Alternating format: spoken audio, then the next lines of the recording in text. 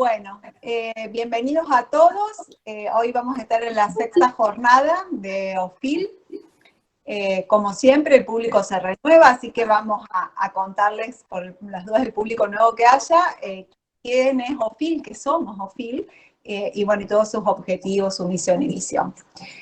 OFIL es la Organización de Farmacéuticos Ibero-Latinoamericanos y se extiende por 22 países miembros.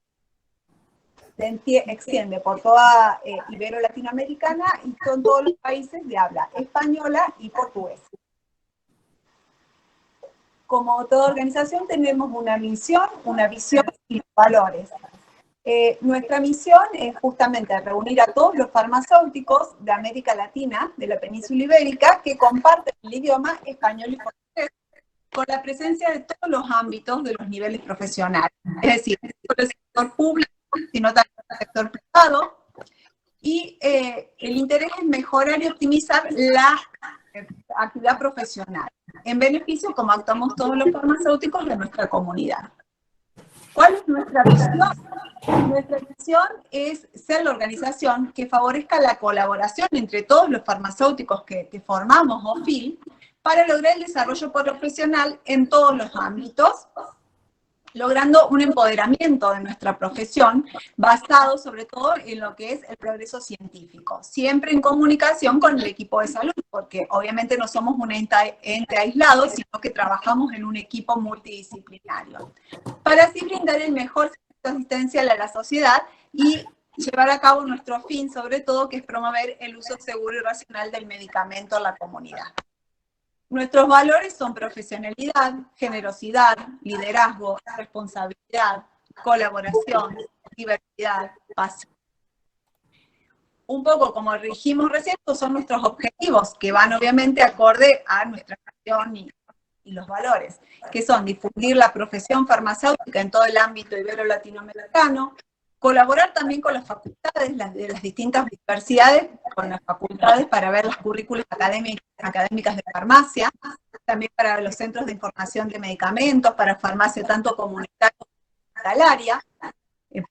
También fortalecemos la influencia de la profesión farmacéutica en la sociedad, o sea, promover y fortalecer nuestro rol como farmacéuticos, también promover nuestra integración en el equipo de salud, porque como dije anteriormente, somos un grupo multidisciplinario que se encarga del paciente. También unificar un poco las disposiciones legales que varían de un país a otro con respecto a farmacia y establecer algunos criterios comunes que sean transversales a todos los países.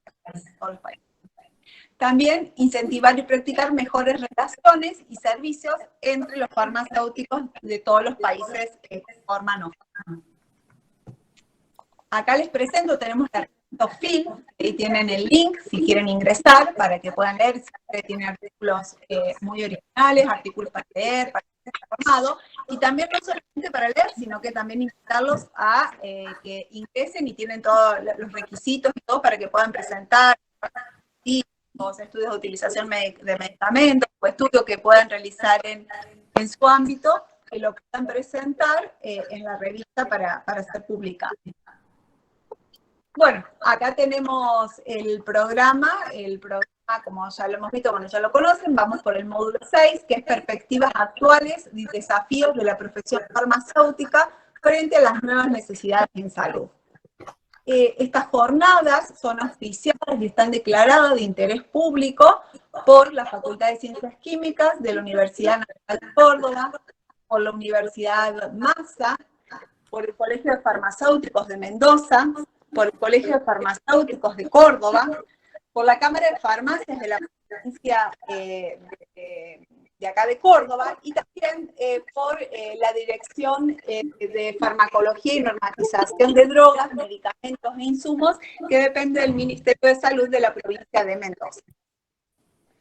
Bueno, ahora vamos a tener a continuación el desarrollo del módulo, que como les comentaba, se llama Perspectivas actuales y desafíos de la profesión farmacéutica frente a las nuevas necesidades en salud. Tendremos a dos disertantes en la tarde de hoy. En primer lugar, el doctor Enrique Soler, que nos va a hablar, su título es Humanizando la atención farmacéutica desde la farmacia hospitalaria.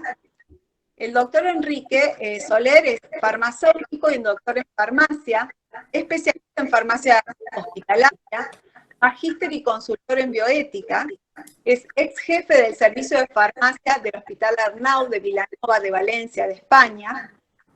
Es fundador y miembro coordinador del grupo ETHOS de Bioética y Ética Clínica de la Sociedad Española de Farmacia Hospitalaria y es director de la Ibero-Latin American Journal of Health System Pharmacy del Servicio de Farmacia del Hospital Arnau de Vilanova, de Valencia, de Vilanova, de Valencia. Y en segundo lugar, vamos a escucharla a la doctora Liliana Vargas Neri, que nos va a hablar sobre seguridad de los medicamentos biotecnológicos. La doctora Liliana Vargas Neri es farmacéutica y doctora y profesora de farmacovigilancia de la Facultad de Química de la Universidad Nacional Autónoma de México. Es miembro de la Universidad de Investigación de Epidemiología Clínica del Hospital Infantil de México Federico Gómez. Es secretaria del Comité Ejecutivo del Capítulo Latinoamericano de la International Society of Pharmacovigilance y es secretaria general de la Asociación Mexicana de Farmacovigilancia. Es presidenta de la Comisión de Farmacovigilancia del Colegio Nacional de Químicos, Farmacéuticos y Biólogos de México. Bueno, ahora dejo de presentarles. Recuerdo que todas las preguntas que quieran hacer las hagan por chat, que cuando termine la disertación el doctor las vamos a ir leyendo. Eso por un lado. Por otro lado, también no se olviden de completar en el link que estamos subiendo para la inscripción para el certificado. Doctor Enrique, ya está listo cuando quiera compartir su pantalla. Pues nada, buenas tardes en Argentina, buenas noches en España. Y nada, muchísimas gracias a OFIL Argentina, especialmente, lógicamente, a Carola, que ha tenido la amabilidad de invitarme a que os hable de algo que sabe que me gusta mucho y que no me canso, no me canso de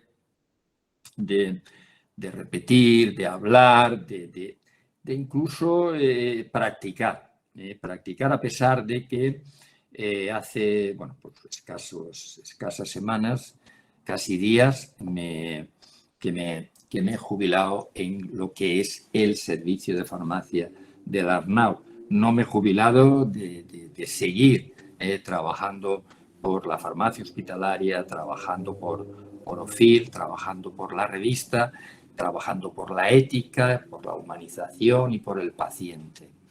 Bueno, pues nada, adelante.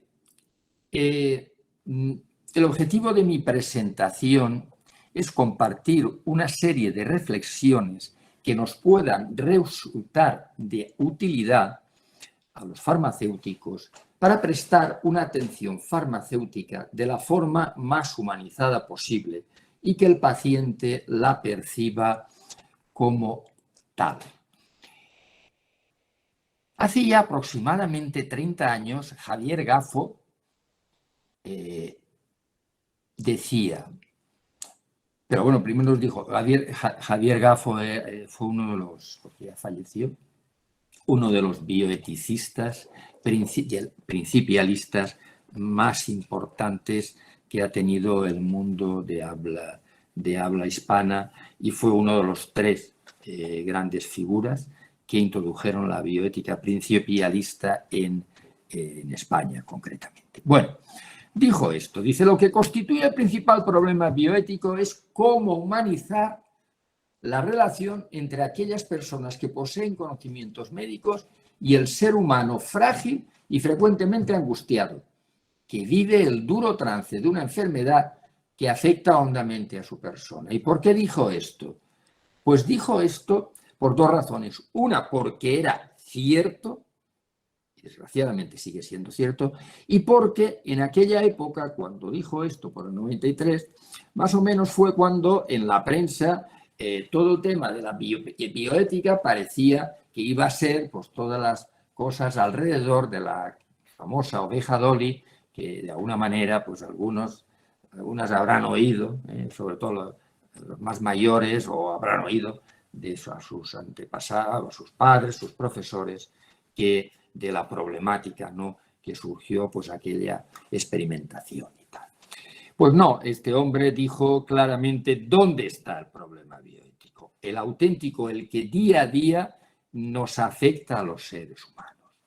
Pues bien, al parecer ha tenido que pasar todo este tiempo, casi 30 años, para que algo tan visible y evidente como es la fragilidad del ser humano cuando enferma, fuera calando en la sensibilidad de los profesionales sanitarios. No es hasta hace muy pocos años cuando el término humanización apenas ha estado presente en nuestras agendas. Bien, cuando hablo de humanización me gusta hacer referencia a la palabra enfermo, a la palabra paciente. ¿De dónde proviene la palabra enfermo?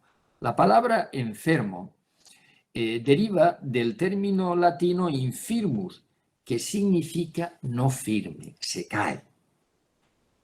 Esto ya nos da una idea, ¿no?, de qué estamos hablando.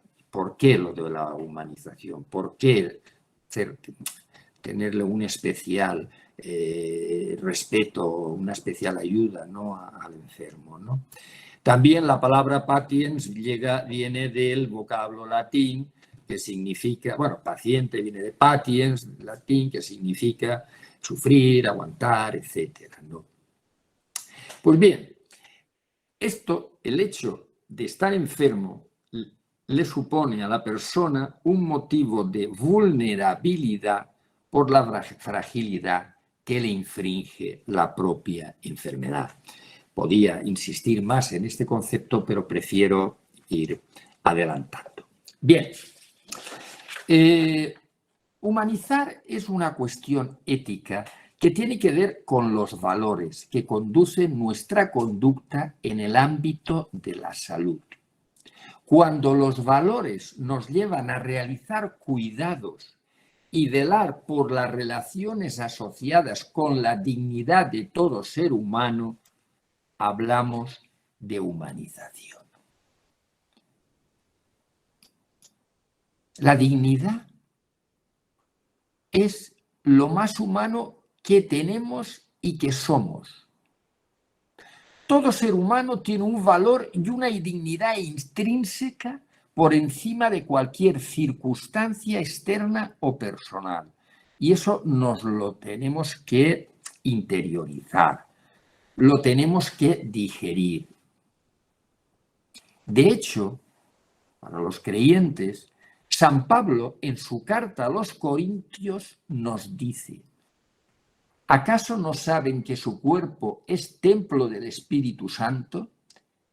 ¿Quién está en ustedes y al que han recibido de parte de Dios? Ustedes no son sus propios dueños.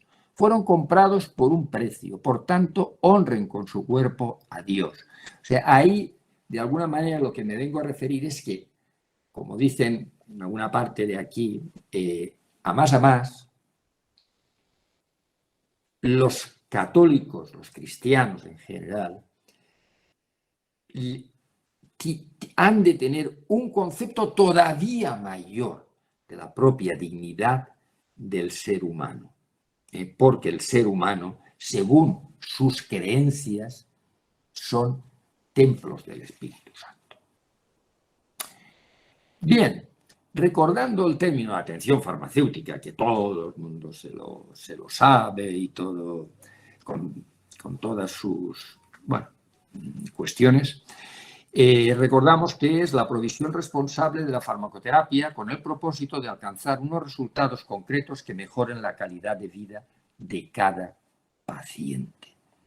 Pues bien, difícilmente podremos hablar de mejorar la calidad de vida del paciente si no le tratamos como lo que es, un ser humano. Personalmente, a mí me gusta el integrarme siempre, no hacer diferenciaciones ni ¿cómo diría? Ni definiciones un poco artificiosas, ¿no?, como estas que en su momento se inventan términos. Primero se inventó la farmacia clínica, después el tema de atención farmacéutica, etcétera, etcétera, ¿no?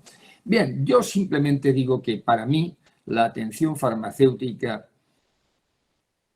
es como ocurre con el médico. Es la relación clínica, para mí es la relación clínica entre el farmacéutico y el paciente, de forma similar a la establecida entre médico y paciente, adquiriéndose así un compromiso personal con el paciente.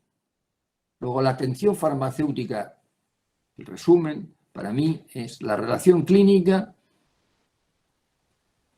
que establece el farmacéutico con el paciente.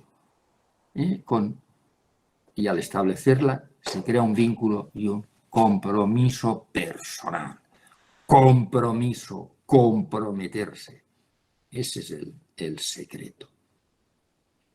Se podría decir, recuperando el término de atención farmacéutica, o esa relación clínica, como queráis, es la raíz, el centro y el culmen de la actividad asistencial del farmacéutico.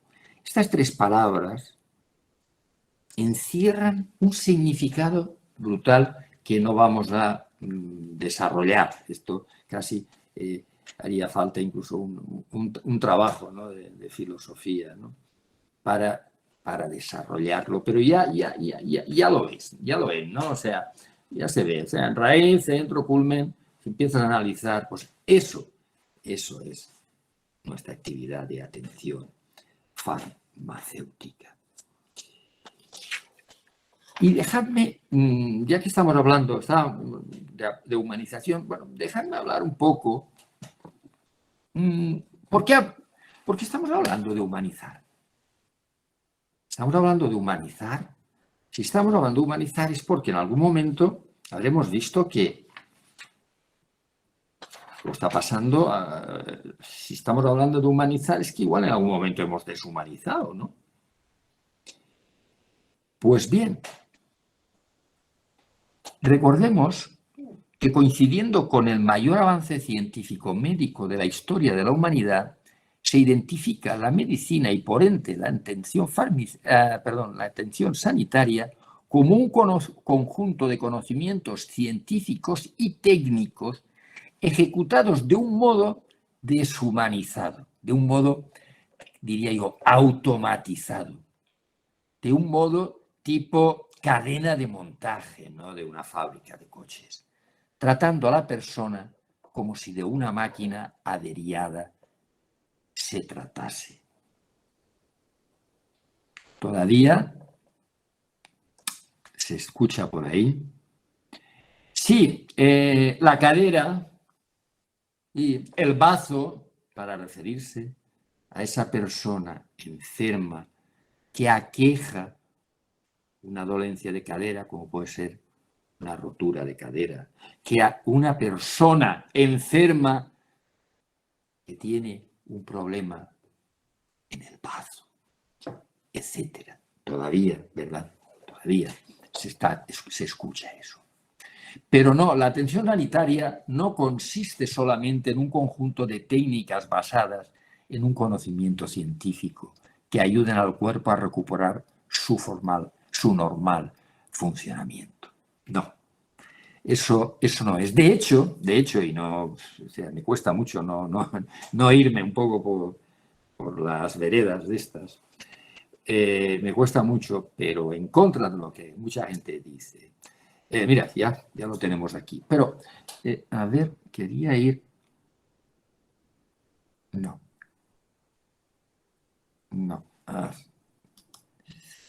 Anterior. No, yo creía que... Y anterior. Bien, esto. La medicina, por no ser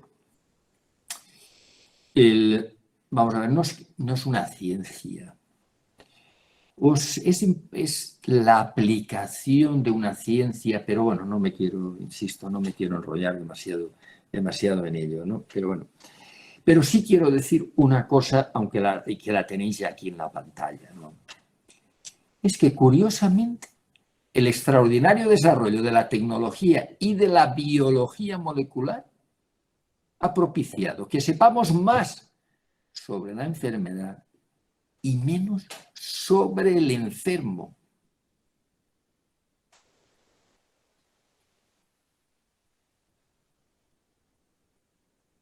Bien.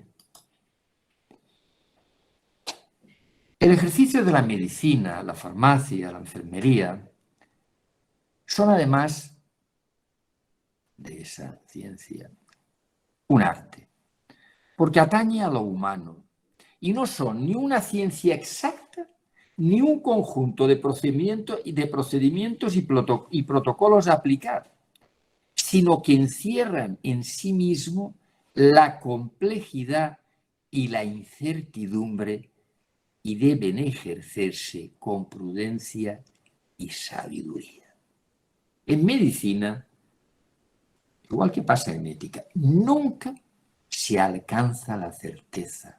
El objetivo de la medicina es disminuir al máximo la incertidumbre, pero nunca estaremos seguros al 100%. Se le atribuye a Maimónides la reflexión de que la medicina es ciencia y arte, pero sobre todo compromiso personal. Compromiso personal. Y tú solamente puedes tener el compromiso personal con una persona, no con un órgano, ni con un sistema, no con un bazo, ni con un corazón, ni con una cadera, ni con una rodilla.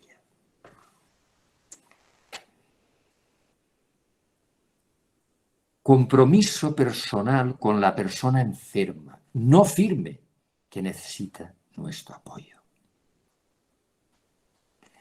Cuando una persona cree que está enferma, siente que todo su mundo se le viene abajo. Los que tenemos ya cierta edad y nos viene el primer achaque un poco, bueno, lo que consideramos un poco serio, sabemos de qué estamos hablando y eso a veces es egoísmo cuando yo lo digo, porque realmente hay gente que realmente está enferma, pero cuando a ti te llega algo parecido a una enfermedad o una pequeña dolencia o algo que en comparación con el sufrimiento que realmente ajeno existe por ahí, pues te das cuenta que es insignificante en comparación con otros sufrimientos. Bueno, pues cuando una persona cree que está enferma, siente que todo su mundo se le viene abajo.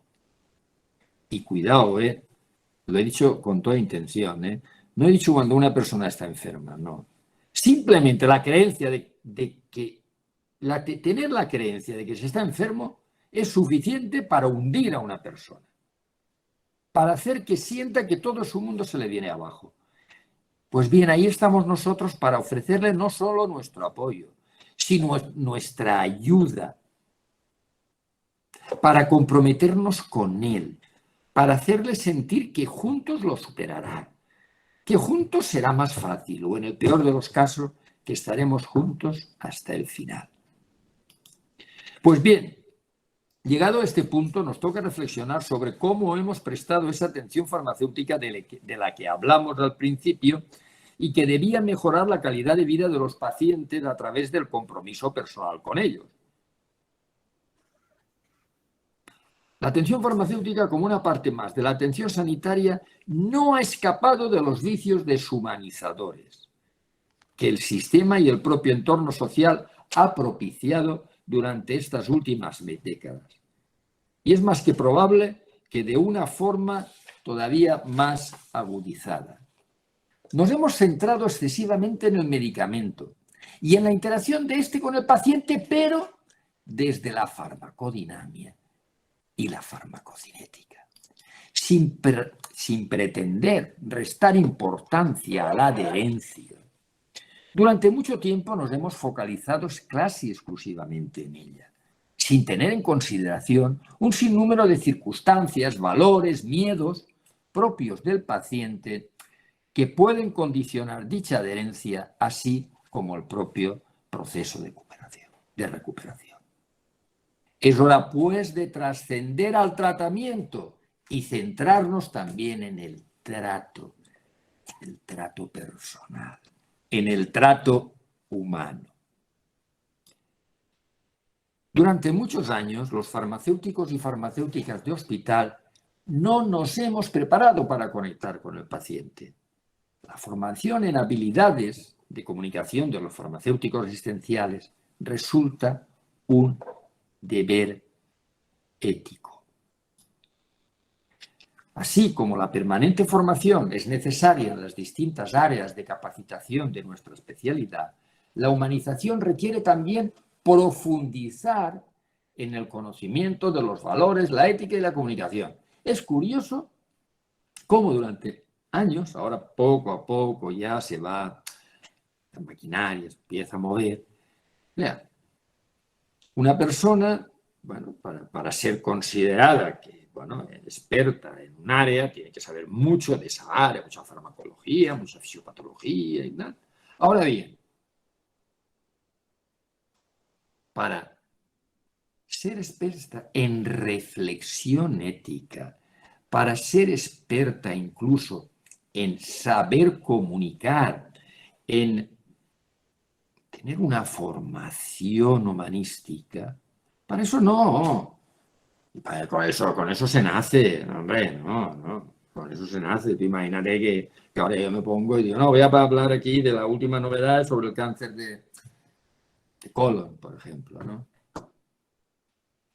Y ¿cómo que lo vas a hablar tú? Pero últimamente, no, ya hacía tiempo ya que he dejado el tema de oncología, lo tenía delegado ya en mi adjunto, de jefe de la sección de oncología y tal, y así como antes, pues me gustaba mucho la oncología, ahora ya no leo sobre. Y tú vas y pretendes dar una charla, hombre, claro, esto es muy fácil. Bueno, pues lo mismo pasa con el tema de los valores, de la ética y de la comunicación. De este modo se puede asistir con esta formación al paciente y atender sus necesidades, el físico, lógicamente, ¿no? Pero también emocional, intelectual, social y hasta, diría yo, espiritual. Algunos ya hace muchos años ya que defendíamos este tema y de hecho este artículo del año de hace 10 años, ¿no? 2012, 2022, 10 años, que escribí junto con Mari Carmen Montaner, que muchas de vosotras ya conocisteis cuando estuvimos en Argentina, ¿no? En Córdoba concretamente, ¿no? Escribimos este trabajo sobre la relación con el paciente de la perspectiva personalista, saber comunicar un imperativo ético.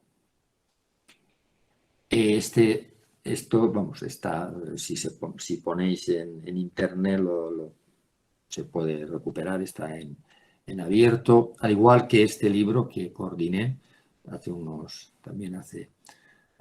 años sobre ética clínica en farmacia hospitalaria, que está también, en PDF se puede bajar perfectamente. Bien, todos somos o seremos pacientes. Unos llegamos a una edad, otros llegamos a otra, unos antes, unos después, uno más grave, uno más. Cuando estamos delante del paciente, estamos delante de nosotros mismos. Antes de ser realmente enfermo, como lo soy en este momento, enfermo cardíaco, yo, ahora con más razón, pero invitaba a mis compañeros y a mis alumnos a que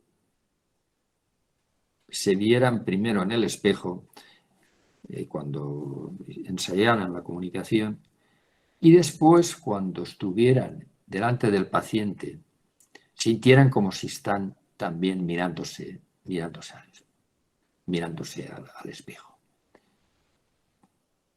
De verdad que incluso antes, ¿no?, de esto, ¿no?, de ser enfermo, esto era algo que yo he practicado muchas veces. Entonces,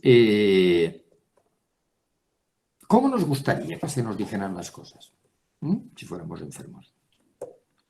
¿A que nos gustaría sentir que el profesional que tenemos delante nos da seguridad? Sobre todo en ese momento de falta, ¿no?, del infirmus, falta de firmeza. Que nos sentimos protegidos por él. Una protección, pero alto, una protección sin renunciar a nuestra autonomía. No una protección así de que de golpe porrazo, tú no dices nada, tú no decides nada, te tratan como un niño. No. Y sin sentir que somos disminuidos mentales, estúpidos. No. No.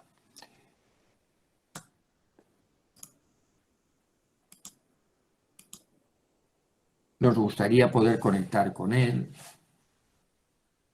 sentir que nos entiende, ¿verdad? Pero también que nos anima a seguir adelante.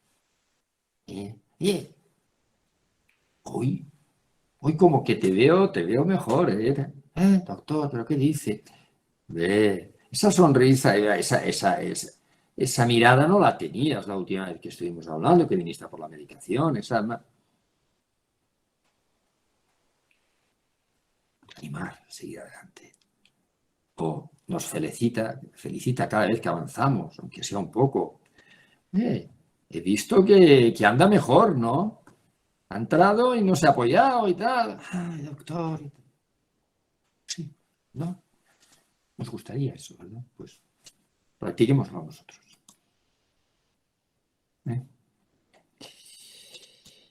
Bien, me acuerdo... ¡Epa! Vale.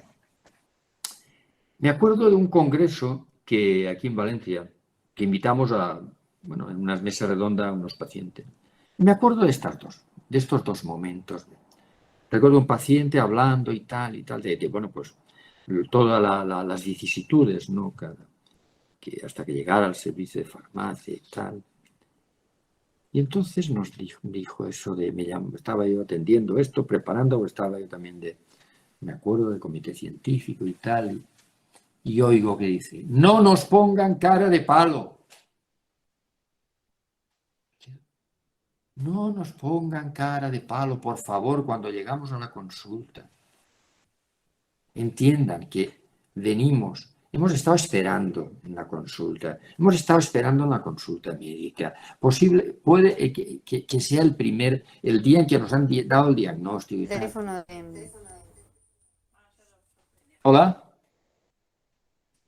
Entonces, por favor, no nos pongan cara de palo, pues no pongamos cara de palo. Cada uno en nuestra casa tenemos nuestros problemas.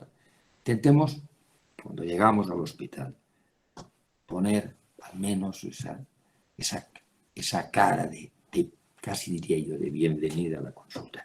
Y después el otro paciente, además, separados en el tiempo, nos decía, si es que la visita a farmacia es el momento más feliz.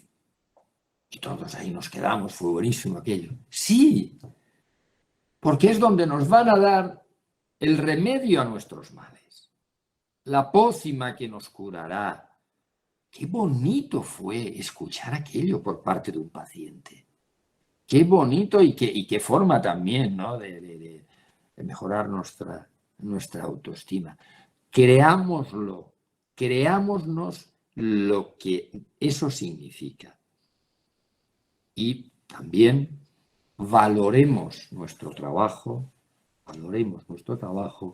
y hagamos que nuestros pacientes lo valoren porque valorándolo ellos también se sentirán más felices. Ya me he saltado otra vez esto. Esto es, muy bien, vale.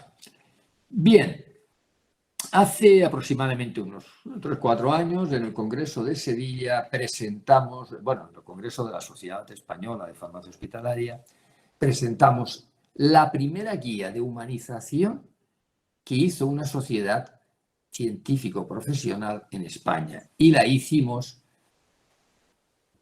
los farmacéuticos de hospital, que es esta guía de humanización de servicios de farmacia hospitalaria, de la que tengo el honor de haber sido coautor de la misma y que la verdad es que gocé.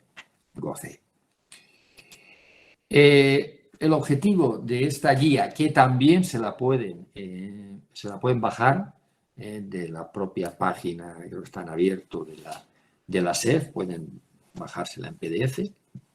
El objetivo principal de esta guía es lograr un consenso sobre actitudes, comportamientos y actuaciones que ayuden a transformar un servicio de farmacia en un servicio humanizado y humanizador y ofrecer una herramienta, aquí está lo más importante, para que cualquier servicio de farmacia, no hay que ser grande, no hay que ser excesivo, excelso, no.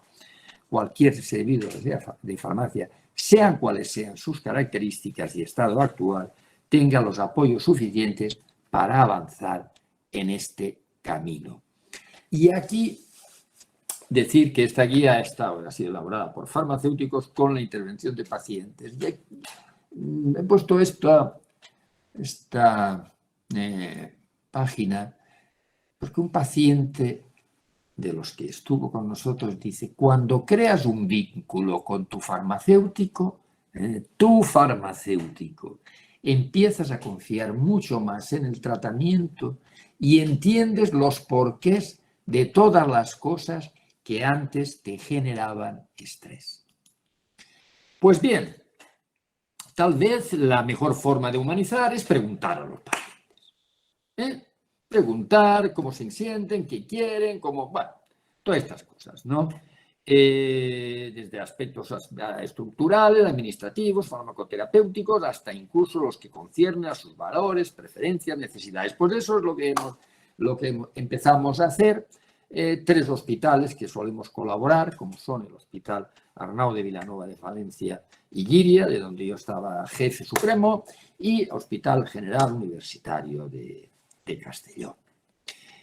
Pues bien, el proyecto se llama, pues humanizando los servicios de farmacia, humanizando el viaje del paciente desde el servicio de farmacia. ¿Y de qué trata? Bueno, ¿cuál es su objetivo? Su objetivo fundamental es mejorar la eficiencia y calidad de los procesos del servicio de farmacia para ofrecer a los pacientes una experiencia, vivencia más humanizada a lo largo de todo el viaje que tiene que recorrer el paciente cuando identifica un problema de salud. Los objetivos ya más específicos sería dimensionar la experiencia del paciente dentro y fuera del hospital, propiciando una forma más amplia de mirar al servicio de farmacia, hacer visibles las necesidades de los pacientes, alinear las necesidades de los pacientes con nuestros procesos, o sería mejor decir, alinear nuestros procesos con las necesidades del paciente e identificar nuevos retos y oportunidades de mejora para el servicio de farmacia. Pues bien, establecimos 3 fases. Una corresponde con la identificación de las etapas de ese viaje del paciente a la unidad farmacéutica de pacientes externos. La segunda fase, hacer una valoración de esa experiencia percibida por el paciente en su viaje. Y por último, el análisis de los datos y la implementación de las mejores identificadas. Pero fíjense que lo primero de todo es que hay que identificar las etapas de ese viaje del paciente. Desbrozarlas, tabularlas. Ya estamos. Bien, este sería una vez, bueno, la verdad es que una vez identificadas esas etapas, son estas, por las que tiene que viajar el paciente, desde la planificación de la consulta externa hasta que deja la consulta externa, se le resuelven las dudas y tal, por de alguna manera todo, ¿no? Planificación de la visita a la UFPE, localización de la consulta médica, de la consulta médica y farmacéutica, incluso la consulta médica, que muchas veces va a pasar primero, no siempre, pero sobre todo al principio del tratamiento y en el seguimiento médico, pero bueno, el momento de espera en la UFPE, en lo que es la consulta farmacéutica, la dispensación, la petición de nueva cita, la resolución de dudas, o sea, hay que desbrozar todos los procesos del viaje, ¿no? Por una parte. Y por otra, diseñamos, realmente esto supuso mucho trabajo porque diseñamos una encuesta que nos reflejara, los resultados de esa encuesta reflejaran la opinión del paciente de la forma más precisa y acertada posible y que captara toda la problemática del viaje a la consulta. Bien, aquí hemos dicho, bueno, aquí ya lo he dicho, estas son las distintas etapas del viaje del paciente y cuáles fueron las conclusiones de aunque sí que me interesaría, que he pasado demasiado deprisa. Aquí es muy importante, no, es que las preguntas, aunque fue complicado, complicado en el sentido de que lo trabajamos mucho y está en vías de publicación esto, ¿no? La elaboración y validación de la encuesta. Aquí, fijaros, incluimos aspectos que de alguna manera pues, se referían a todo el proceso. Por una parte, aspectos arquitectónicos. El acceso al servicio de farmacia está fácilmente indicado y libre de barreras arquitectónicas, aquí con una escala de Likert de 5. Los espacios en los que tengo que esperar son confortables y están limpios. Los tiempos de espera hasta ser atendidos son aceptables. Los diferentes profesionales que me atienden están coordinados, qué importante, para ofrecerme una buena atención. Los profesionales que me atienden me escuchan y tienen en cuenta mis valores, preferencias y necesidades. Una pregunta delicada, ¿eh? ¿Se respeta mi intimidad en la atención que recibo y en los espacios en los que soy atendido? Los profesionales que me atienden tienen los conocimientos y las capacidades para proporcionarme la mejor atención posible, obviamente según lo que ellos crean. Pero o sea, también nos dejamos examinar, a lo mejor resulta que detectan deficiencias, ¿no? En nuestros conocimientos, los de enfermería y tal. Los farmacéuticos me facilitan formación e información para conocer mejor mi enfermedad, mi tratamiento, facilitar mi autonomía y autocuidado. Los farmacéuticos, fijaros una cosa, aquí utilizamos dos términos, los farmacéuticos o los profesionales. Al decir los farmacéuticos, somos los farmacéuticos. Pero al decir los profesionales, tened en cuenta que en España, en los servicios de farmacia trabajan, además de farmacéuticos, enfermeras de farmacia, trabajan técnicos de farmacia, trabajan incluso administrativos de farmacia. Bien. Los profesionales que me atienden en el servicio de farmacia respondan a todas las cuestiones que les planteo, derivándome al farmacéutico si procede para resolver cualquier duda sobre mi tratamiento. Esto es interesante también.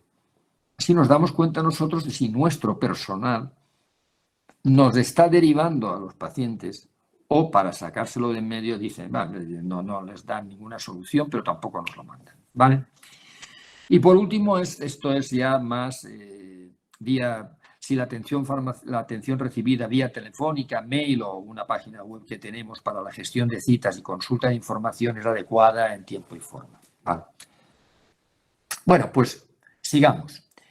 Las etapas. Bueno, y aquí, bueno, los resultados, así por encima. Bien, vemos que la localización de la consulta médica, pues bueno, está acertada, vamos, por los resultados y tal. La dispensación de la medicación, hay una alta satisfacción, por lo que se ve. De todos modos, a mí me gusta el fisgonear en los aspectos, o sea, ¿por qué ha salido? ¿Por qué habrá salido eso negativo, ¿no? ¿Por qué hay un 16% de personas que consideran que la localización no siempre es la mejor? Entonces, bueno, pero hay algo aquí, por ejemplo, que es el tema este, que aunque ya lo conocíamos, pero esto nos da también peso y nos valida, ¿no? lo que realmente ocurre a la hora de, bueno, pues exigir por lo que haya más recursos, lo que sea, a la gerencia de los hospitales. En la encuesta, bueno, estaba aquí, no me acordaba. Bien, ya le hemos comentado. Bien, aquí en cuanto al acceso, pues bueno, pues se considera pues, que está bien. No hay barrera arquitectónica, libre, tal. Los espacios de espera está regular. Estamos hablando de que, bueno, que hay un 8%, pero bueno, a veces hay casi un 20% de veces o de que no de personas, porque esto es de una típica escala de Likert y hay un 20% que no lo tienen demasiado claro. Y los tiempos de espera aquí, evidentemente, se ocurre lo mismo, ¿no? que pasaba en las preguntas estas sencillas anteriores, inaceptables. En cuanto si los profesionales que me atienden están coordinados y ofrecen buena atención, bien, ahí me gusta y prácticamente, bueno, pues la mayoría, el 90% es, bueno, supera 95 casi, considera que sí, que están bien coordinados. En el tema de si me escuchan y tienen en cuenta valores y preferencias, bueno, podíamos mejorar y debemos mejorar, ¿no? Igual que en el respeto a la intimidad por el tema de la atención y los espacios, pues debemos mejorar también.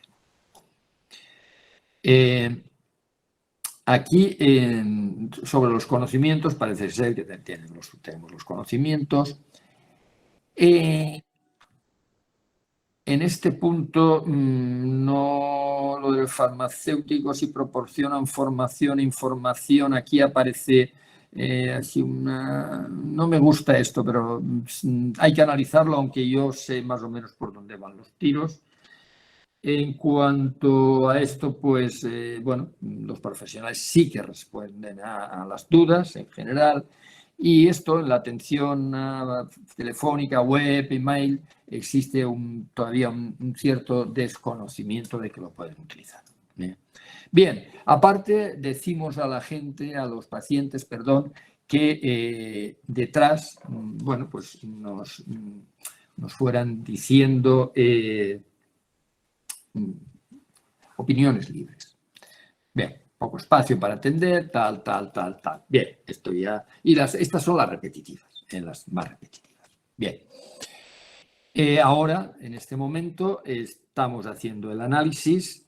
Estos resultados que os he dado son resultados provisionales. Ahora ya tenemos los definitivos, son muy parecidos porque ya el tamaño muestral eran sobre 380 y aquí era cuando hicimos un corte a los 300 5 por ahí. Bueno, y después, evidentemente, la propuesta e implementación de las mejoras identificativas y que se han identificado. Bueno, por último ya termino. No habíamos comentado cuánto tiempo tenía, pero bueno, el tema es que, pues eso, el tema es que ya estoy llegando al final, ¿no? Y aquí, humanizar desde la distancia. Bien. Hace ya más de 7 años lanzamos en colaboración estos 3 mismos hospitales una web para pacientes con el título Tu farmacéutico de guardia, que algunos de vosotras ya conocéis. Haciendo real con el lema a un clic de tu farmacéutico, haciendo realidad la frase con la que promocionamos la iniciativa a través de los medios de comunicación: conseguir la cercanía en la lejanía, con el objetivo de proporcionar a los pacientes de las consultas externas de los servicios de farmacia una información detallada y accesible a toda la población acerca de la medicación dispensada en estos centros y tal. Bien, lo que caracterizó desde un principio, y fuimos los primeros a esta web, fue la disponibilidad de vídeos, de cómo debían administrarse la medicación. Y aquí voy a poneros, esta es la web, no voy a, esto si queréis o entráis vosotros y tal, pero voy a, por ejemplo, a poner este medicamento.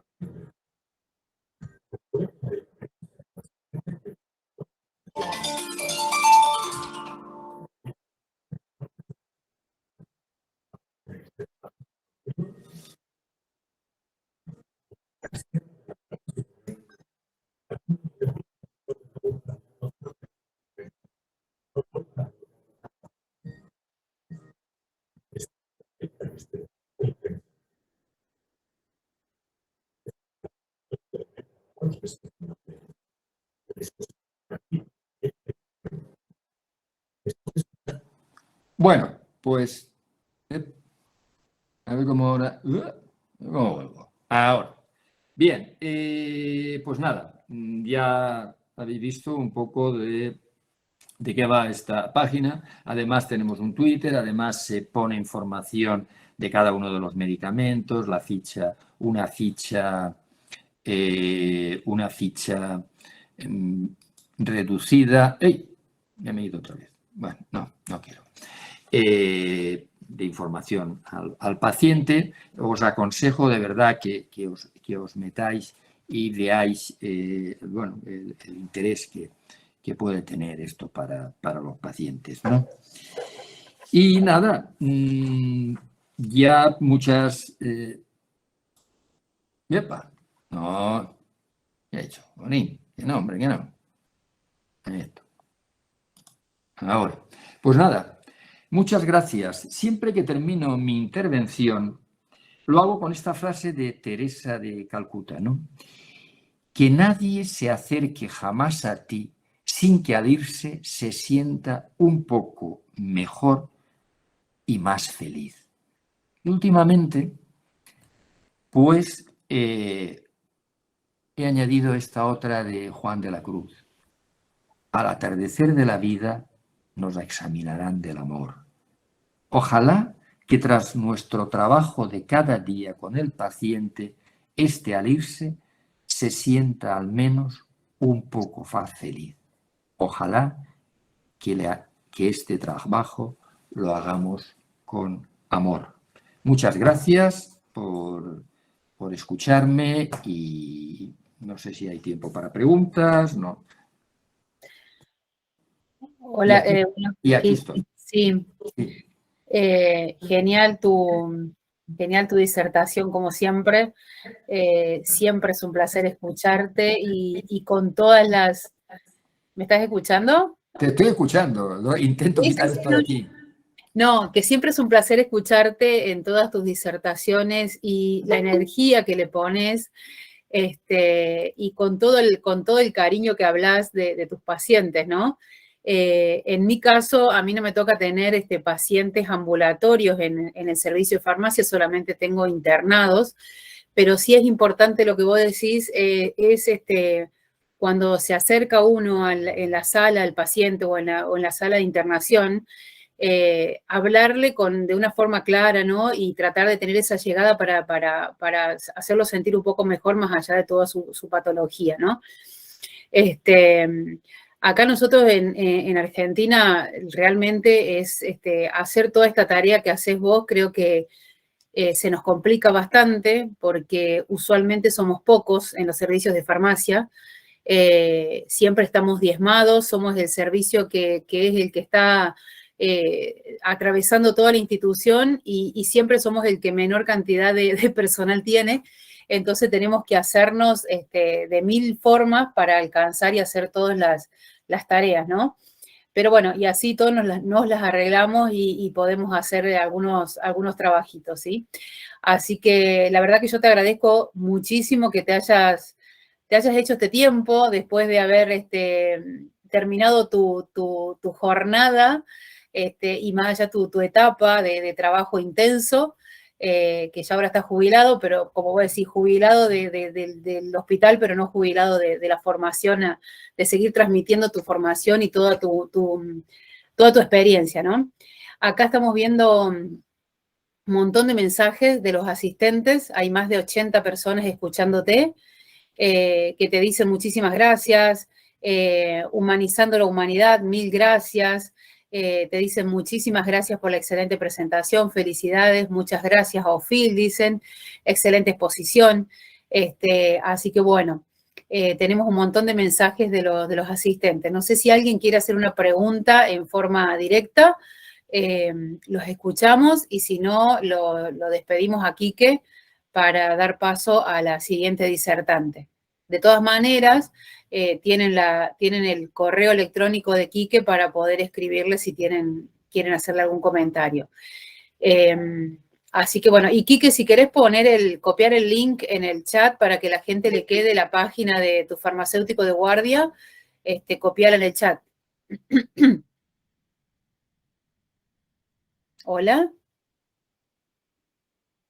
Hola, hola, ¿se me fue Quique? Ahora me oyes bien ahora, ¿verdad? Sí, sí, sí, sí. Vale, bien. Sí, no sé No, te quería comentar una cosa. Vamos a ver. La humanización, cuidado, no tiene absolutamente que ver nada con los recursos, todo lo contrario. Cuanto menos recursos, tal vez muchas veces se pueden paliar la falta de recursos con una mayor humanización y un mejor trato humano. Otra cosa es el decir, bueno, ponemos una encuesta, lo que sea, pero es que no tiene nada que ver el tema de los recursos. En este momento, por ejemplo, vamos a poner un caso. Tú te coges tu hospital, te coges la encuesta que hemos hecho nosotros, que prácticamente va a ser el proceso que sigan, será muy parecido si no le quitas lo que no sea similar a lo tuyo y la puedes utilizar perfectísimamente. Pero aparte de esto, si no quieres o no puedes hacerlo, la evaluación, o sea, pero es que el trato, o sea, el humanizar, el tema que yo he expuesto ahí, de decir, ¿cómo nos gustaría que nos trataran a nosotros? Esto no hace falta tener ni más personal, ni más esto, simplemente el darle la mano al paciente cuando entra, el levantarse de la silla, el cuando se va a acompañarle y también dependiendo porque hay culturas o hay personas que el tema del contacto físico no lo quieren. Pero bueno, en general, en la cultura latina lo queremos y nos gusta que nos toquen, entre comillas, ¿no? Y que nos acompañen.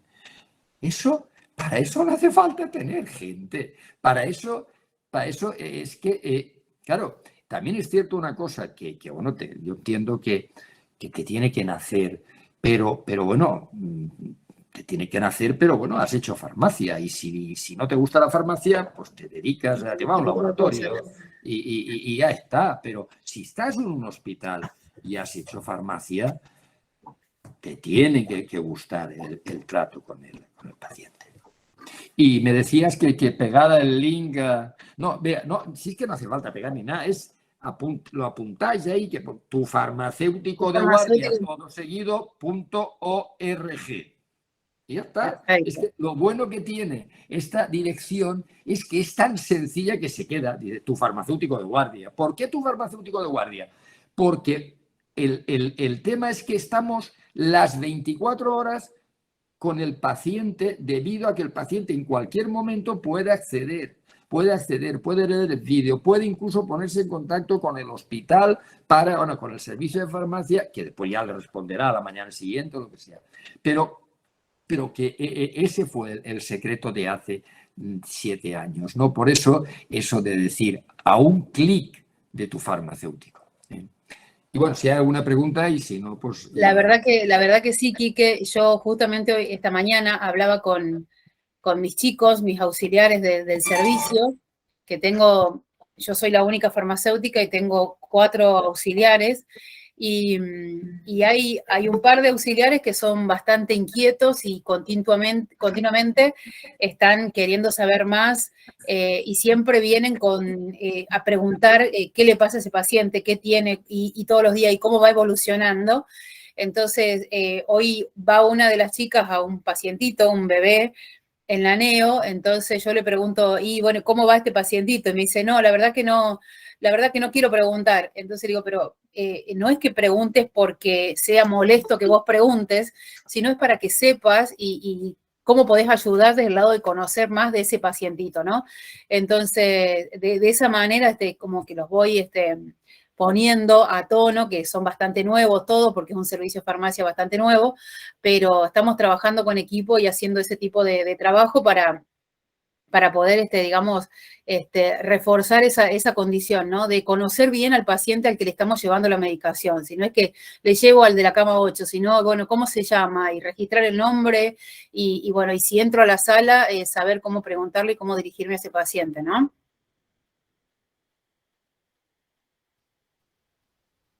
Se te apagó el micrófono, Quique. Ahora, esto es fundamental, se me apagó y aquí ha salido esto es fundamental y eso. Y para eso no hace falta recursos, sino curiosamente es lo de siempre. Curiosamente se pueden paliar la falta de determinados recursos con la humanización, siendo más humano y considerando, pues eso mismo, la dignidad del ser humano, ¿no? Y ahí. Exactamente. Pues nada, venga, Laura. Chao, Enrique. Nada. Bueno, oye, un placer. Adiós, Quique. Muchísimas gracias. Muchísimas gracias. Adiós. Bueno, ahora a continuación vamos a escucharlo la doctora Liliana Vargas Neri, que nos va a hablar sobre la seguridad de los medicamentos biotecnológicos. Doctora, ya si quiere compartir pantalla, ya estamos listos. Claro que sí, muchas gracias, mi estimada Laura. Estimada Caro, pues un gusto estar aquí con ustedes.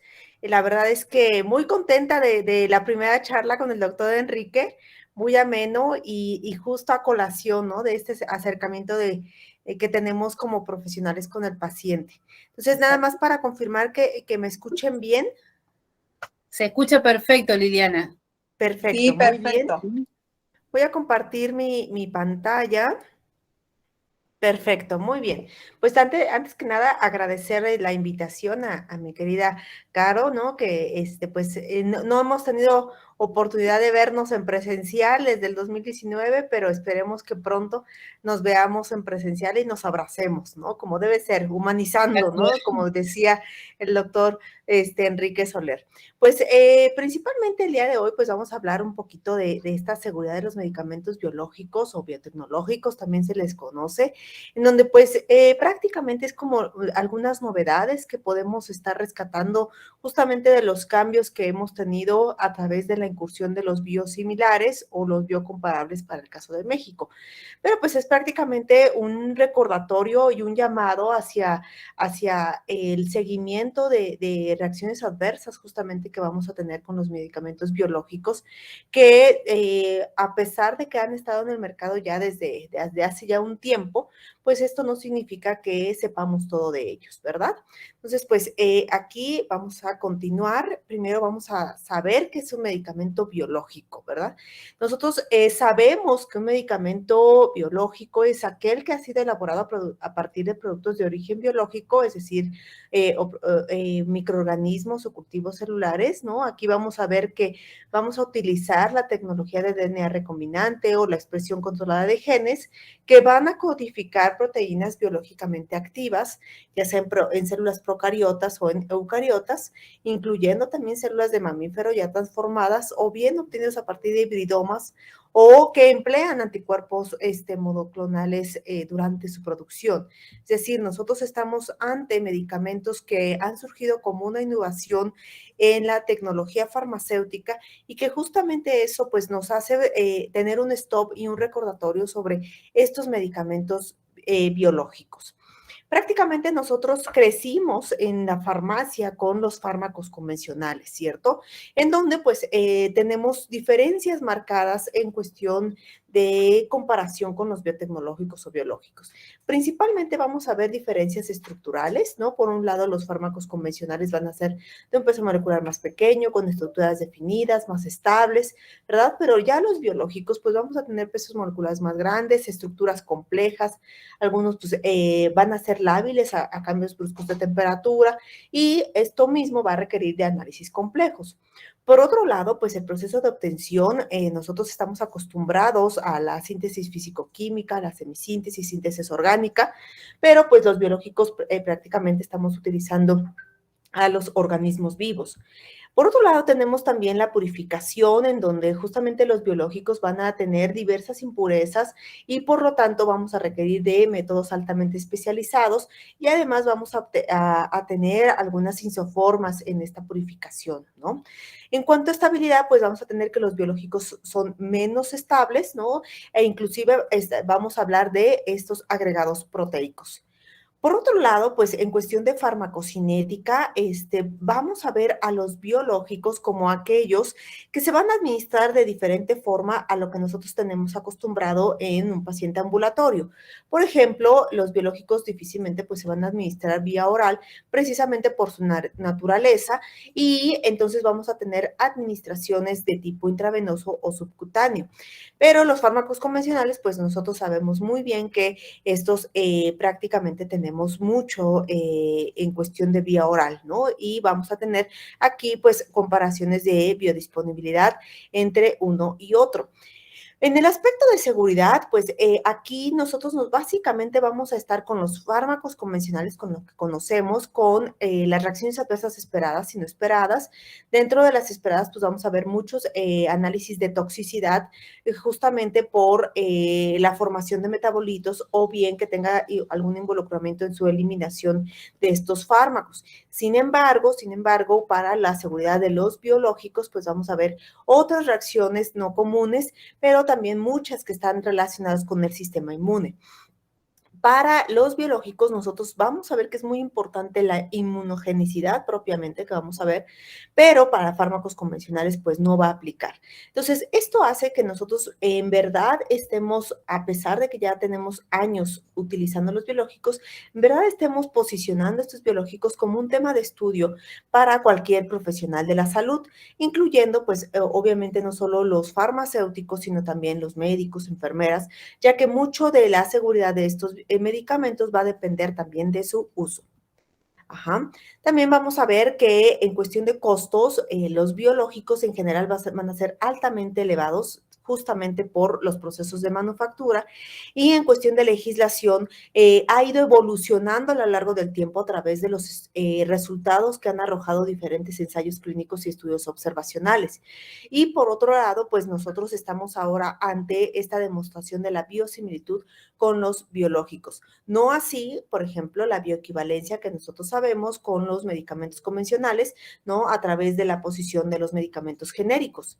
Entonces, ¿esto qué nos hace pensar? Pues que justamente los medicamentos biológicos van a ser más complejos, son más grandes y no se van a comparar, por ende, ni en la seguridad ni en el uso con lo que se tiene de medicamentos convencionales, ¿no? Los medicamentos por síntesis química. Aquí, pues, un ejemplo, el ejemplo de la aspirina, ¿no? Con 180 daltones, o tenemos otro, ya el anticuerpo monoclonal, que pues prácticamente la aspirina contra el anticuerpo monoclonal, pues prácticamente es un pedacito muy pequeño, ¿no? Esto también nos habla entonces de lo que puede pasar en el organismo cuando nosotros estamos analizando este tipo de moléculas enormes, ¿no? Y de ya prácticamente conjuntos proteicos. Entonces, ¿qué pasa? Que nosotros con estos cambios en la tecnología farmacéutica, pues hemos podido incursionar en moléculas, en enfermedades que antes no tenían tratamiento, ¿no? Especialmente todas estas enfermedades autoinmunes o que tienen que ver con desregulaciones del sistema inmune. Actualmente nosotros podemos llamar ya a las terapias biológicas dentro de un grupo de proteínas recombinantes, las mismas vacunas, digo para muestra las mismas vacunas de COVID-19, los componentes sanguíneos y la misma terapia génica. Y sabemos nosotros que todo esto pues va a funcionar con mecanismos a través de receptores, a través de anticuerpos y a través de algunos mecanismos que se van a mimetizar en el cuerpo humano, ¿no? Entonces, todo esto hace que nosotros podamos estar empleando terapias para enfermedades que anteriormente, pues, desafortunadamente no tenían tratamiento. Entonces, ¿cuáles son estas enfermedades? Pues, justamente podemos hablar de las enfermedades autoinmunes e inflamatorias, por ejemplo, la artritis reumatoide, la psoriasis, esclerosis múltiple, ¿no? Pero también se ha demostrado que estos medicamentos biológicos tienen implicaciones en otras que no son inflamatorias, como por ejemplo la osteoporosis con el lanzamiento de denosumab para esta indicación.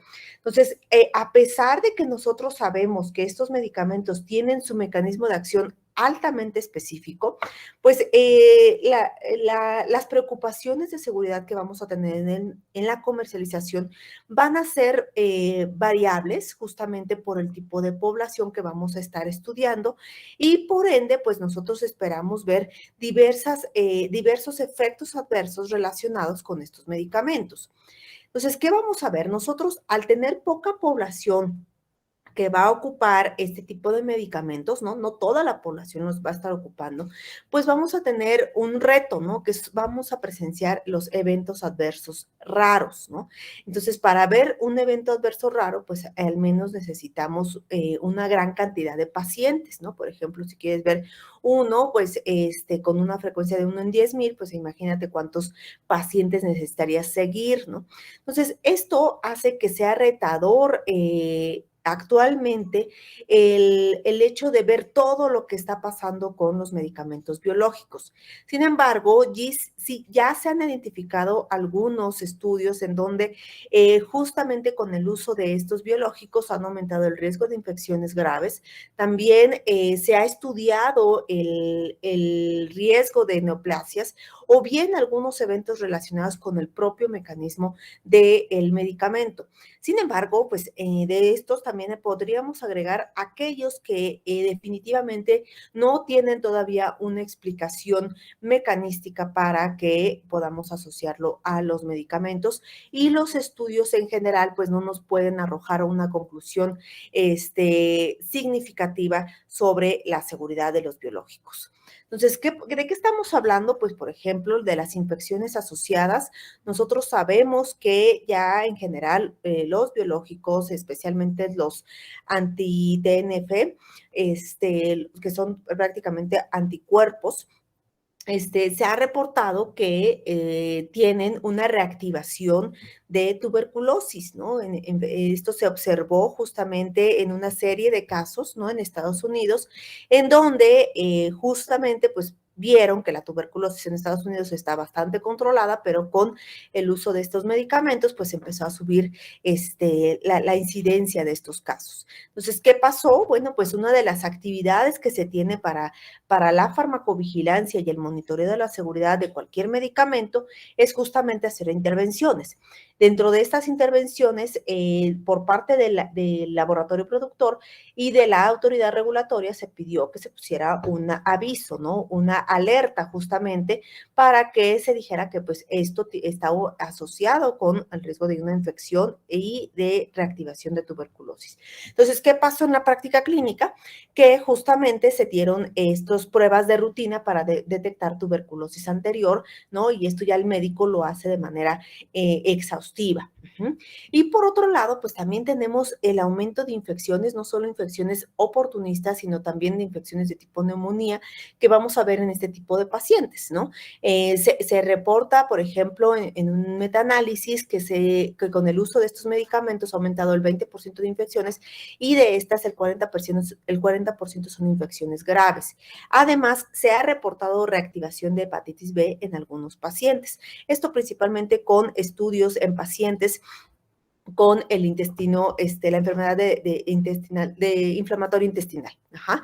Entonces, pero pues esto son cosas de seguridad que uno como farmacéutico pues debe tener la alerta, ¿no? Sabemos que los pacientes que van a recibir este tipo de tratamientos pues no solamente van a ser reacciones de las tipo esperadas como los medicamentos convencionales, sino que las infecciones, especialmente en aquellos que van a estar con un estado de inmunosupresión, van a ser consideradas graves, y esto nos pone a nosotros en una acción para monitoreo.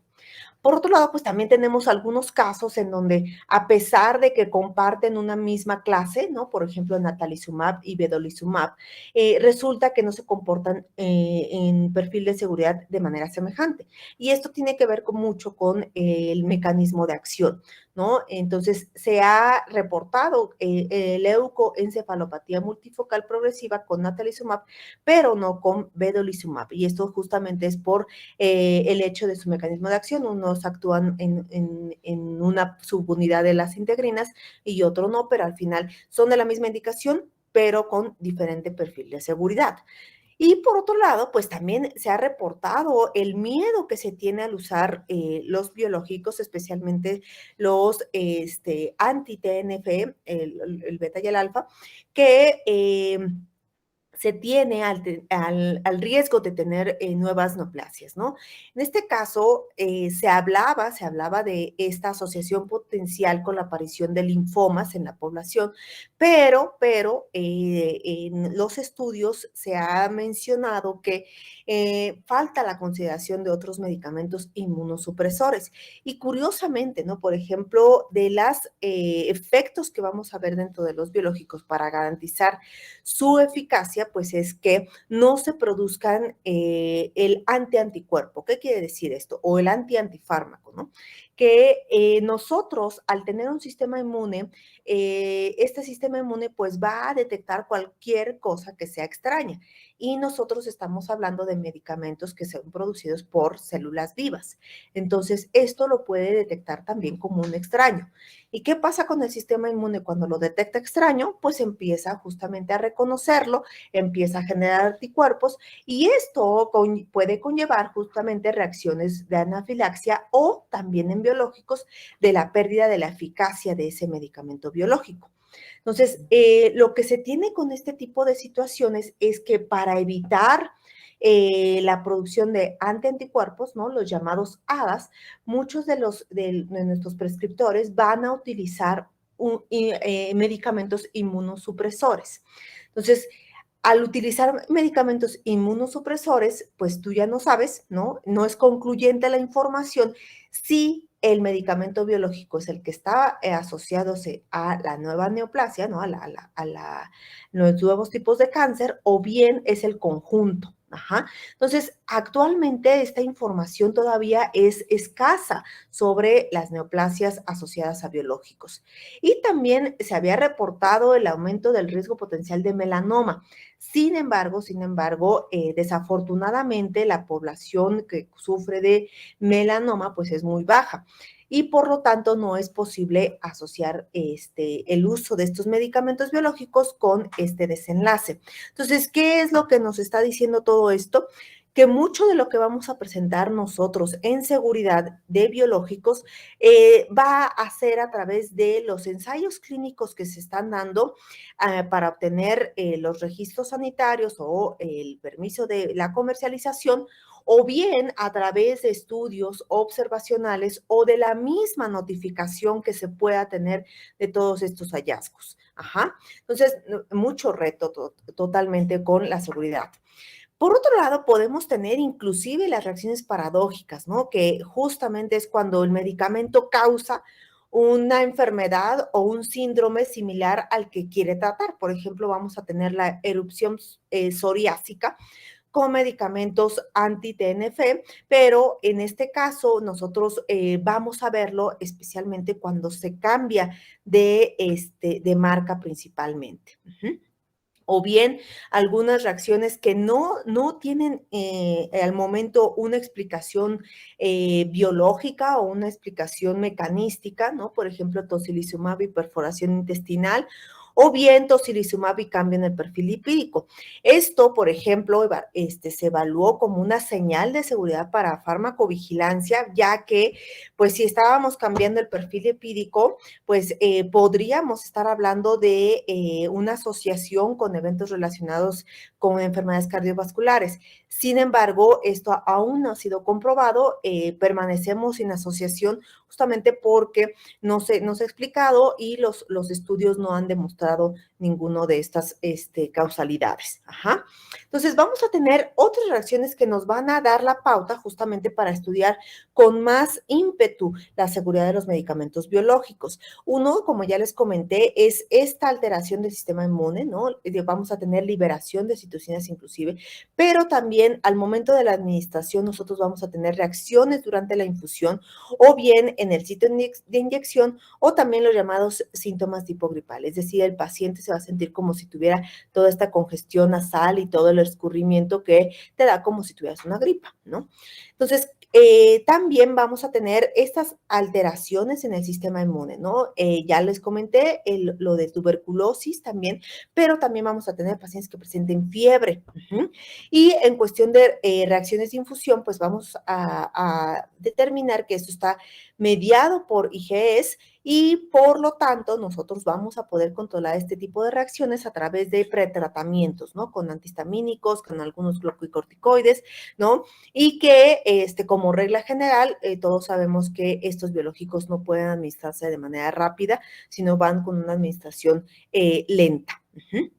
Entonces, en cuestión de seguridad, pues vemos también que la inmunogenicidad es una de las reacciones que no vemos en los medicamentos convencionales y que por lo tanto es menester analizar.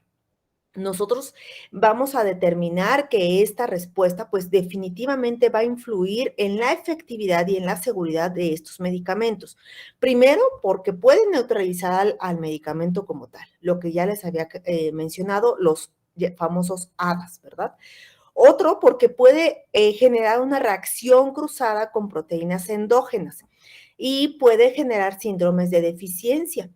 Y otro, pues también muy importante, reacciones de hipersensibilidad que nos pueden comprometer la vida del paciente. Entonces, nosotros vamos a estar evaluando progresivamente este fenómeno de inmunogenicidad con los medicamentos biológicos. ¿Qué factores pueden influir en la inmunogenicidad? Pues vamos a tener desde los factores propiamente del producto biológico, ¿no? Que son los factores estructurales, que puede ser variación en la secuencia, la glicosilación, la degradación de proteínas, o bien vamos a ver otros que no tienen que ver con el biológico, ¿no? Por ejemplo, las dosis, la duración de tratamiento, las mismas características del paciente, la vía de administración, en general el contenido de impurezas. Entonces, en general, todo esto va a contribuir como factor para que pues, nosotros podamos ver este tipo de fenómenos, este tipo de reacciones en nuestros pacientes. Y por otro lado, ¿no? A raíz de justamente el vencimiento de patentes de los medicamentos de referencia, ¿no? Los biológicos de referencia, pues surge ya todo este concepto de los biosimilares, que para México son los biocomparables, ¿no? Nosotros tenemos una historia ahí bastante curiosa con los términos, ¿no? Pero a nivel mundial, pues son los biosimilares. ¿Qué pasa con los biosimilares? Pues se acuerdan justamente del tamaño de estas proteínas, ¿no? Que vemos con los medicamentos biológicos, pues justamente al darse la producción a través de organismos vivos, nosotros no esperamos que sean idénticos, ¿no? Nosotros no esperamos que sean como la síntesis orgánica que vimos, por ejemplo, con un paracetamol, ¿no? Sino que van a ser siempre casi, ¿no? Casi idénticos, pero jamás idénticos, y por eso vamos a tener estos medicamentos altamente similares al producto de referencia. ¿Y esto qué quiere decir entonces? Que vamos a ver siempre algunas diferencias menores, ¿no? Estas diferencias menores tienen una regla. No pueden ser clínicamente significativas, es decir, no esperamos que un biosimilar tenga diferencias en la seguridad y eficacia. Entonces, nosotros vamos a ver la similitud justamente en términos de estructura, de la actividad biológica, de la eficacia, de la seguridad y del perfil de inmunogenicidad.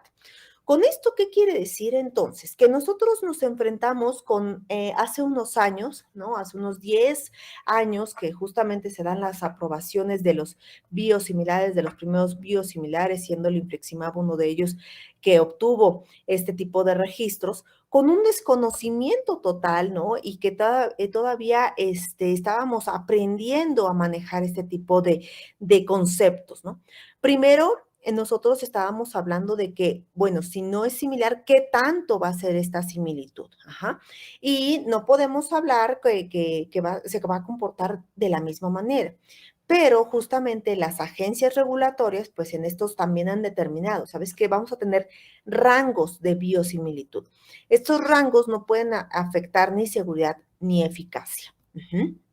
Entonces, si nosotros podemos comparar entre un medicamento genérico, ¿no? Que es el símil con el medicamento biosimilar, pues vamos a ver que el principio activo en un medicamento genérico es exactamente el mismo que el de patente, exactamente el mismo. Pero con un medicamento biosimilar, nosotros al ver procesos diferentes, porque tienen microorganismos diferentes, pues vamos a ver diferencia justamente desde la fabricación. En el caso del medicamento genérico, nosotros vamos a ver que el nombre químico es el mismo, ¿no? Nuestra clasificación ATC es la misma. Para los medicamentos biosimilares, se da el cambio justamente en la nomenclatura, ¿no? Ahora sabemos que un medicamento biosimilar tiene que, su nombre, tener dos componentes, ¿no? Un componente core y aparte 4 dígitos que lo identifiquen de su laboratorio productor o 4 letras, ¿no? Pero al final son diferentes incluso en sus nombres. Y también vamos a ver que el término de bioequivalencia, en donde vamos a aplicar los términos de intercambiabilidad, de la sustitución automática, pues eso ha ido evolucionando a lo largo del tiempo para los medicamentos biosimilares. ¿Por qué? Porque no estamos hablando de una exactitud, de una precisión, estamos hablando de rangos de similitud. Entonces, ¿qué ha pasado? Bueno, pues que anteriormente, ¿no? Anteriormente nosotros podíamos hablar de que los biosimilares tuviéramos mucho cuidado con los cambios que se pueden dar para un paciente. Y esto justamente salía de los riesgos que podíamos tener con el paciente, principalmente el riesgo de inmunogenicidad con la formación justamente de los HADAs. Entonces, nosotros aquí ahora sabemos que en general, un medicamento biosimilar va a tener otros componentes, además de lo ya convencional para un medicamento de referencia, que sea biológico o no. Se va a agregar otros componentes como es los parámetros de inmunogenicidad, los parámetros farmacocinéticos, farmacodinámicos y siempre comprobando la eficacia y seguridad. Todos los medicamentos biológicos van siempre con un plan de manejo de riesgos, todos, sea biosimilar o sea de referencia. Pero pues esto se ha ido adicionando justamente conforme conocemos cada día más sobre los biosimilares. A 10 años aproximadamente de las primeras biosimilares en el mercado, pues ahora sabemos cuál es su comportamiento, ¿no? Y ahora sabemos que esta práctica que se da muy comúnmente en todos nuestros países a nivel mundial, es una práctica que ha tenido diversas conjeturas. Lo primero, ¿no? Yo les comento, y de hecho, hace algunos años nosotros decíamos, ojo con el switching o el intercambio de el biológico de referencia y el biosimilar, ojo. De hecho, había varios artículos que nos decían, no lo hagas, ¿no? A menos que haya una falla terapéutica, a menos que comprometa la seguridad, pero si es otra cosa, ten mucho cuidado. ¿Por qué? Pues porque no teníamos evidencia en general para una toma de decisiones diferente. Pero poco a poco se ha mostrado más evidencia sobre este tipo de prácticas, ¿no? Que se pueden dar en las instituciones de salud. Y lo importante aquí es que diversos estudios pues, han demostrado que tampoco es tan malo, ¿no? Tampoco es tan malo. ¿Y qué es esto del switching, no? El switching o el intercambio, ¿no? O el cambio de los medicamentos. Justamente es esta acción que va a ser tomada por un médico para reemplazar el tratamiento de un paciente. Puede ser realizada por el médico prescriptor, ¿no? O a solicitud del paciente, o el pagador, o el farmacéutico. Nada más aquí hacer una aclaración. Los medicamentos biológicos no son de bajo costo, ¿no? Incluso los biosimilares siguen siendo de alto costo. Entonces, en estos casos, pues muchas veces el pagador, el farmacéutico, el mismo paciente dice es que ya no me alcanza, lo tengo que cambiar. Entonces, este tipo de cambios, pues van a ser los cambios conocidos como razones no médicas, ¿no? O sabemos, por ejemplo, acá en México podemos decir, es que el seguro no me lo cubre, ¿no? O sea, no hay nadie que lo pague, el pagador no lo va a pagar, necesita el biosimilar, ¿no? Entonces, esas son razones no médicas, ¿no? Y es ahí donde siempre entraba la controversia, porque decíamos, es que cómo, ¿no? Si nosotros por este cambio corremos el riesgo de presentar alguna reacción de inmunogenicidad, prácticamente estamos hablando que el paciente se va a quedar sin la terapia. Y recordemos que estas terapias salieron para cubrir una necesidad de enfermedades que antes no tenían absolutamente nada. Entonces, era muy difícil la toma de decisiones en este aspecto, ¿no? Y una cosa más sencilla eran las razones médicas, ¿no? El prescriptor principalmente te cambia el medicamento porque hay una pérdida de eficacia por cuestiones de seguridad o de tolerabilidad, pero sí había ese seguimiento justamente de estos cambios, de referencia al biosimilar. Pero, ¿qué pasó después? Que empezaron a salir más biosimilares. Entonces ahora tenías del de referencia al biosimilar 1 y después al biosimilar 2 y después podrías regresar al de referencia, ¿no? Que es como ustedes pueden estar dispensando los medicamentos, ¿no? Puedes tener el paracetamol con 4 o 5 laboratorios diferentes, ¿no? Pero al final sigue siendo paracetamol. Acá teníamos muchas dudas justamente por todo lo que se iba desencadenando en cuestión de seguridad, ¿no? Este tipo de prácticas empezó a ser cada vez más dudosa. Entonces, al final, ¿no? Al final, hace algunos años, se decía, no de biosimilar a biosimilar. ¿Por qué? Porque la comparación que se hace para una aprobación se hace de biosimilar con el de referencia, no biosimilar versus biosimilar. Entonces, bueno, pues ahí íbamos todos aprendiendo justamente con los datos que estaban arrojando los diferentes estudios clínicos y los estudios observacionales. ¿Y qué pasa ahora? Bueno, pues ahora lo que sucede es que tenemos justamente una variedad de diseños que han considerado justamente estas alternativas, ¿no? ¿Cómo vamos a comparar la efectividad y la seguridad en un medicamento de referencia versus el biosimilar, ¿no? Y cuando hacemos este seguimiento de si lo cambio de biosimilar al de referencia o biosimilar versus biosimilar 2, ¿no?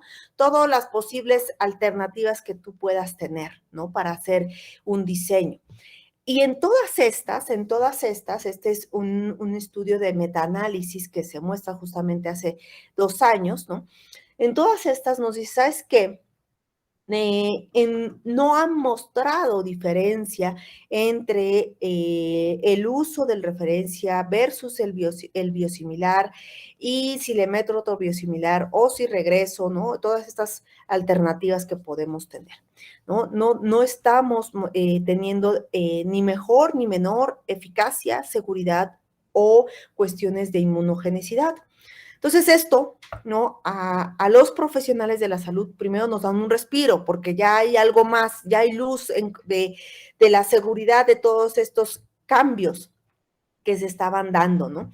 ¿Por qué? Porque pues muchas veces no es que el paciente lo quiera o que el farmacéutico lo quiera, es simplemente a veces incluso el acceso que se tiene en nuestros países, ¿no? Pues es el que hay, dirían por ahí, ¿no?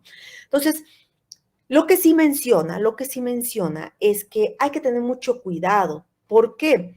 Porque en este tipo de cambios que se tienen en los biosimilares, existe mucho el efecto nocebo, existe esta falta de adherencia por parte del paciente y van a existir diferentes pérdidas de tratamiento con nuestros pacientes.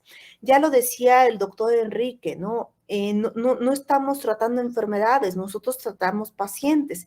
Entonces, un paciente que lo convencieron de comprar de un laboratorio, de que este era el bueno, ¿no? Y con todas estas dudas que había anteriormente, pues este paciente resulta que ahora que le cambian el tratamiento, empieza a tener otro tipo de detalles, ¿no? Como es el efecto nocebo. Entonces, en la práctica clínica, este tipo de cambios del biosimilar y el biológico de referencia se han considerado como de las estrategias más cautelosas. Si nosotros podemos tener una sustancia que podemos reconocer, tenemos que ser conscientes de que va a ser similar, jamás igual. Y el paciente también debe ser consciente de esta situación. E inclusive lo que estaba mostrando el doctor Soler en el video, ¿no? Del etanercept. En esta cuestión, pues, tenemos cambios de dispositivos médicos con los biológicos, cambios en justamente mejorar la adherencia terapéutica, ¿verdad? Pero estos cambios también nos llevan a pensar de que los aditivos pueden cambiar. Y entonces este aspecto de seguridad sobre la inmunogenicidad siempre va a estar latente. Entonces, son cuestiones que nosotros podemos estar evaluando. Y de las preguntas más importantes que nos surge con los biológicos es, ¿por qué un paciente no continúa con su tratamiento con todos estos medicamentos novedosos?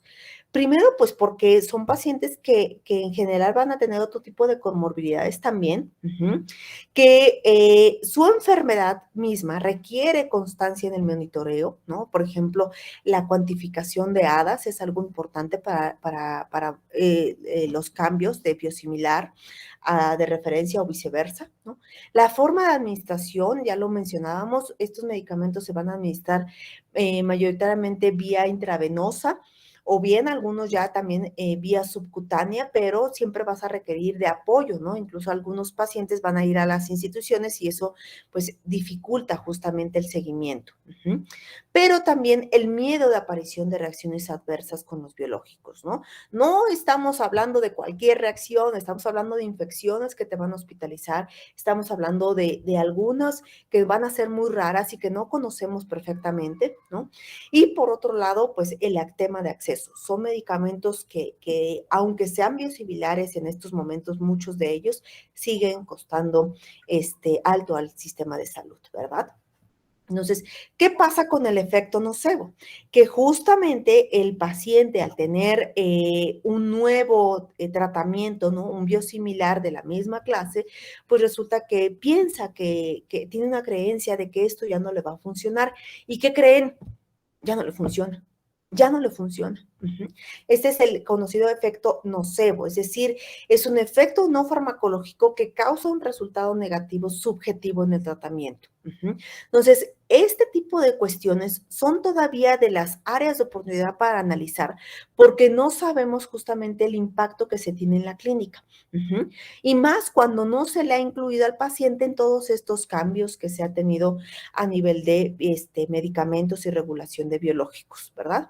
Entonces, ¿qué podemos hacer aquí como farmacéuticos? Pues obviamente mejorar esta estrategia de comunicación porque se ha detectado que la principal causa de resistencia al switching o al cambio, pues es la falta de conocimiento, ¿no? Nos casamos prácticamente con una marca y el paciente pues se casa también con una marca, el prescriptor se casa con una marca y desafortunadamente no estamos viendo que esto sí funcione, ¿no? O sea, tenemos la alternativa, ya los estudios nos han mostrado que este cambio que podemos hacer con los biosimilares, pues no resultan tan malos, ¿no? No han resultado en empeorar seguridad o bien tener fallas terapéuticas.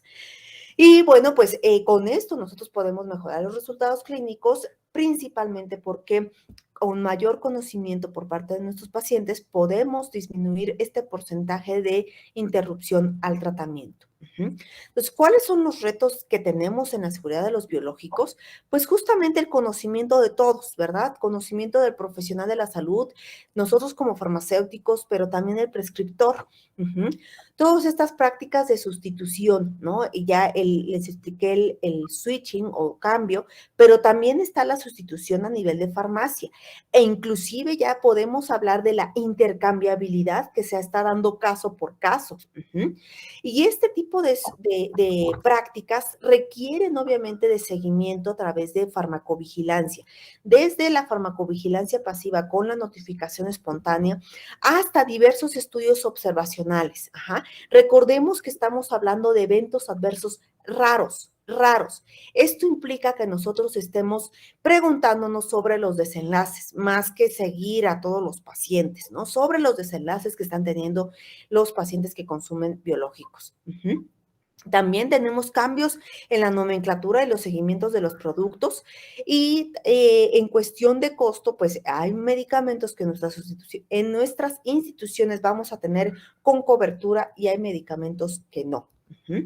Y también un apartado que incluso para cualquier aspecto de medicamentos, cualquier insumo de la salud, este uso que se le está dando fuera de lo autorizado, fuera de lo indicado.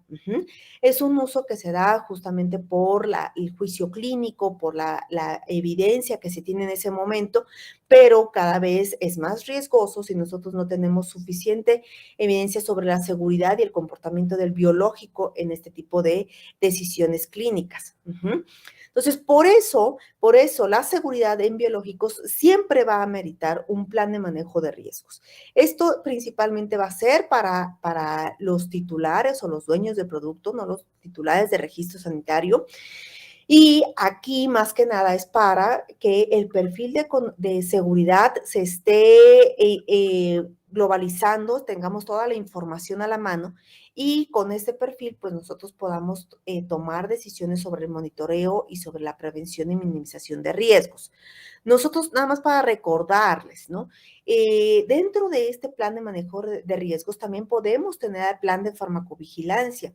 Y desde la perspectiva de farmacovigilancia, nosotros no podemos quitar de la mano a la actividad de rutina, que es la farmacovigilancia pasiva, pero sí se recomiendan las actividades adicionales, ¿no? Principalmente los programas de farmacovigilancia o los estudios de farmacovigilancia activa, que pueden ser centrados en el medicamento, ¿no? En un biológico en particular, o bien en una indicación, es decir, todos los que consumen, los pacientes con diagnóstico de artritis reumatoide, les voy a seguir todos los medicamentos que consumen, o bien centrados en el evento, ¿no? Que tú quieres estudiar, por ejemplo, una infección, ¿no? Un tipo de neumonía, neumonía grave, que puedes estar investigando si están los medicamentos biológicos involucrados o no. Pero esto a ti te permite justamente tener más conocimiento sobre la seguridad de estos biológicos, ¿no? Todos los medicamentos requieren esto, no van a requerir todos este tipo de planes, pero sí los biológicos no lo han quitado de renglón, ¿no? Las últimas actualizaciones de la Agencia Europea de Medicamentos incluso lo menciona de que esto sí debe continuar porque necesitamos conocer más sobre los biosimilares y los cambios que se están dando de biosimilares y productos de referencia. Entonces, ¿qué va a pasar con todo esto? Pues que nosotros podamos conocer más esta ocurrencia de eventos adversos, ya como mencioné, son raros, pero vamos a poder verlos. Y también implica que nosotros trabajemos en equipo. Con el profesional médico, con enfermería, ¿no? Nosotros como farmacéuticos, pero también con el paciente. Nuestros pacientes que utilizan medicamentos biológicos son pacientes que tenían, recuerden, una enfermedad que no tenía tratamiento, que ahora la tiene y que de hecho ahora ya se diversificó sus oportunidades de tratamiento, pero el paciente también debe saber todos estos cambios. A nosotros como profesionales nos cuesta trabajo entender, ¿no? Pues imagínense a los pacientes también incluidos, ¿no? Con este lema que nos dijo el doctor Enrique Soler sobre el paciente como tal, también puede sentirse seguro si nosotros les explicamos qué tiene que ver la seguridad de los medicamentos biológicos. El trabajo que se está haciendo por parte de los laboratorios, la industria farmacéutica también es muy importante. De hecho, pues ustedes bien saben, la inversión de la Big Pharma está justamente en los biológicos, ¿no? Entonces, ahí vienen muchas actividades de seguimiento y de trabajar en conjunto para que nosotros podamos garantizar seguridad de estos medicamentos. Y por otro lado, el pagador y el mismo gobierno, estos gobiernos que sepan que estos medicamentos, especialmente en estas enfermedades, pues pueden ser la opción que pueda salvar vidas, que pueda generar una mejor calidad de vida para nuestros pacientes y que no solamente nos estemos yendo por cuestiones de costo, ¿no? Entonces, ya para cerrar un poco este tema, pues sabemos que la seguridad de los medicamentos biológicos es muy importante y aquí le agregaríamos que además va a ser muy importante la trazabilidad que le demos a estos aspectos de seguridad. Yo les mencioné que hay estudios que demuestran, ¿no? Estos cambios, los diseños de estudio de biosimilar al de referencia, de biosimilar 2 al de referencia y se van cambiando, ¿no? Pero al final necesitamos mayor trazabilidad ya con los códigos, con los nombres exactos de estos biosimilares para saber justamente cuál es el porcentaje de cambio en el perfil de seguridad dependiendo de la cantidad de biosimilares que se tengan en un paciente. Sin olvidar el monitoreo a largo plazo, ¿no?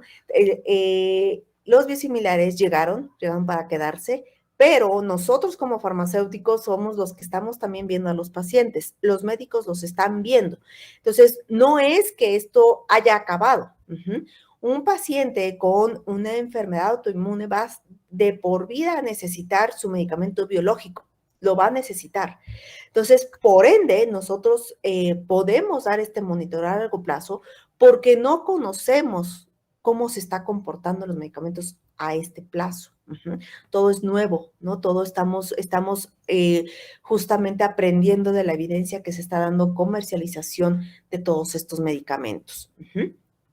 Entonces, puntos clave, ¿no? ¿De qué nos llevamos el día de hoy? Sabemos que estos medicamentos biológicos han demostrado calidad, seguridad y eficacia para enfermedades que anteriormente no tenían un tratamiento.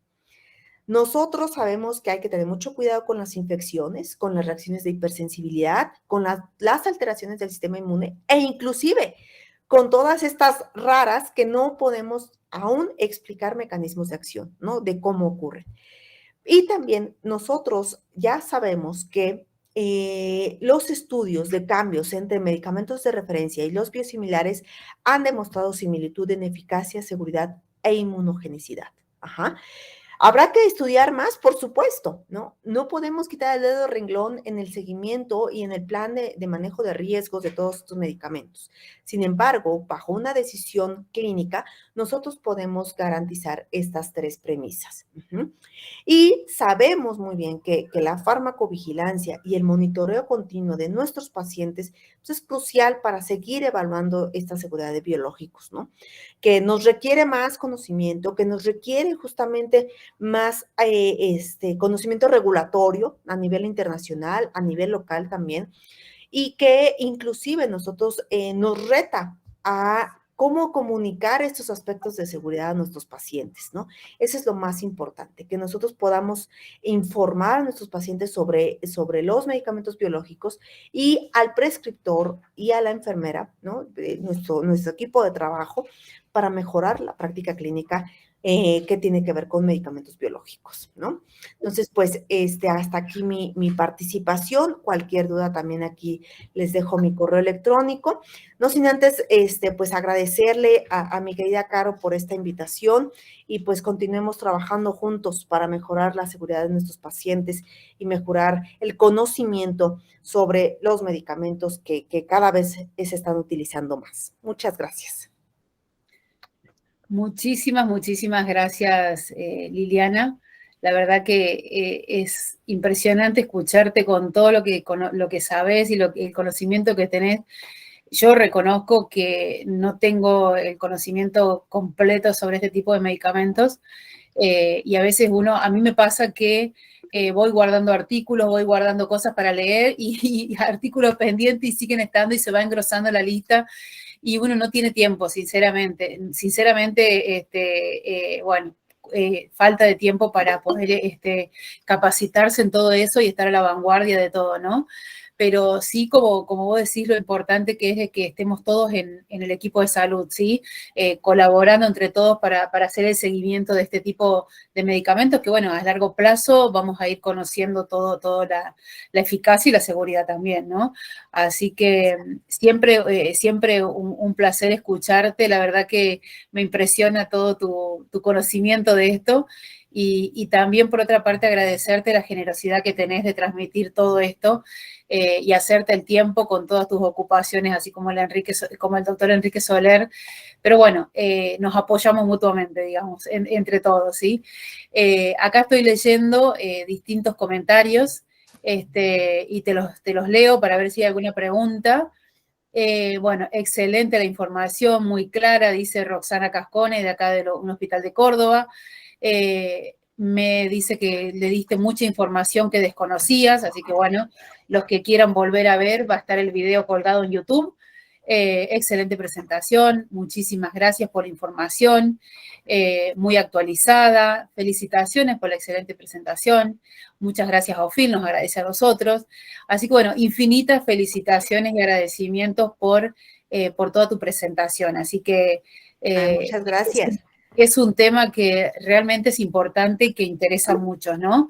Así que ojalá, como vos decís, también pronto podamos vernos en vivo, tenerte acá en Córdoba, que sería buenísimo, sería un placer. Yo voy. Hay que encontrar el lugarcito. Mejor vamos nosotros para allá, Caro. Vamos nosotros para allá. Vamos nosotros para allá. Si Dios quiere, nos veremos en el Congreso 2024 de OFIL, allá en México, así que bueno. Si alguien tiene alguna pregunta para hacerle a la doctora Liliana, aproveche que está... Tiene la mano levantada, pero desde hoy supongo que debe ser por algún error, porque no, Susana Tejada dice, ha levantado la mano, pero no sé si es que quiere preguntar algo o ha sido un error. La verdad que estuvo muy, pero muy clara, Liliana. Muchas gracias. Muchas gracias a ustedes. Pero la verdad es que justamente, mi estimada Caro, pues como bien sabes, estamos en los grupos de la Sociedad Internacional de Farmacovigilancia y lo que está pasando en estos momentos con todos estos biosimilares es que nos ganó la práctica antes que la regulación, y eso nos debe quedar muy en claro.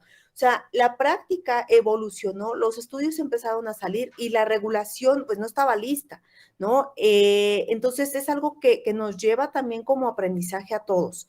En nuestros países, más allá de la regulación, tenemos que observar a nuestros pacientes y tenemos que darle al médico principalmente que tenía muchas dudas sobre los cambios, ¿no? Uno, ¿no? También así de, ay, es que sabemos que no son los mismos, ¿cómo le voy a dar este nuevo medicamento al paciente, ¿no? Sí. Entonces, pues está cambiando. Afortunadamente tenemos cada vez estudios más robustos, más completos, ¿no? Que nos hacen tomar una mejor decisión. Exactamente, clínica, ¿no? Sí, exactamente. Liliana, acá se da que no hay mucha notificación, o sea, es baja la notificación por parte de los profesionales o por parte incluso de los pacientes, la notificación oficial del evento adverso observado. Allá en México hay una mayor notificación como para poder relevar todos estos casos. No, amiga, no. No. Fíjate, pero bien curioso, ¿no? Lo que les comenté, todos estos medicamentos biosimilar o de referencia salen con un plan de manejo de riesgos. Y todos estos medicamentos se deben monitorear por parte del titular. Entonces, ¿qué ha pasado? ¿No? Que estos medicamentos están muy bien seguidos por parte de titulares de registros a la industria farmacéutica, pero también estando conscientes de toda esta problemática, por ejemplo, nosotros también hacemos diversos seguimientos, o sea, no nos quedamos con solo la notificación. La notificación, pues, rogamos siempre que se mueva el corazón de los profesionales y que manden su notificación, pero específicamente en el switching, sabemos que hay que seguir al paciente. Lo sabemos, ¿no? Incluso tenemos algunos casos ahí que analizar, por ejemplo, con unos colegas de adultos, de hospitales de pacientes adultos, en donde reportan las fallas terapéuticas, ¿no? Pero pues hay que evaluarlo y es caso por caso justamente, ¿no? Entonces, son otro tipo de actividades, ¿no? Pero efectivamente, Milau, la notificación espontánea es algo de lo que todos nuestros países desafortunadamente carecen, ¿no? No es ni tan notificado ni tan espontáneo, pero ese es nuestro core. Exactamente, sí. Estamos todos iguales en la lucha y buscando constantemente esas notificaciones y ahí yendo a encontrarlas, ¿no? Porque nadie va a venir así, como así espontáneo, no es tan espontáneo.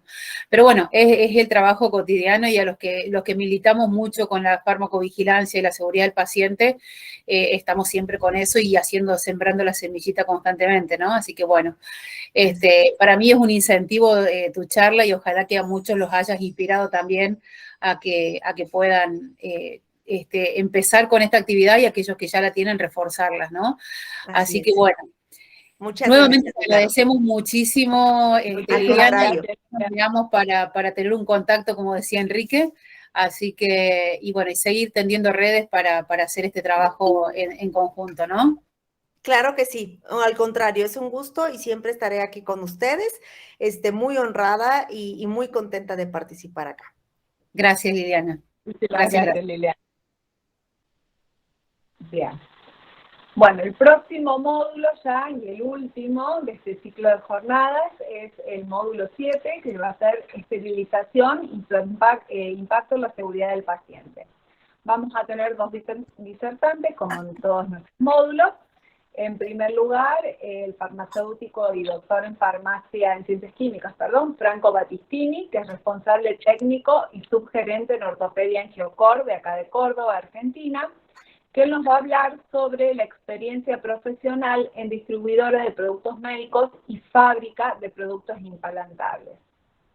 Y en segundo lugar, lo escucharemos al farmacéutico Matías Cabral Pérez, que es farmacéutico y especialista en esterilización, es jefe del servicio de esterilización del Hospital Municipal de Urgencias, de acá de Córdoba, Argentina, y docente y asesor en esterilización hospitalaria.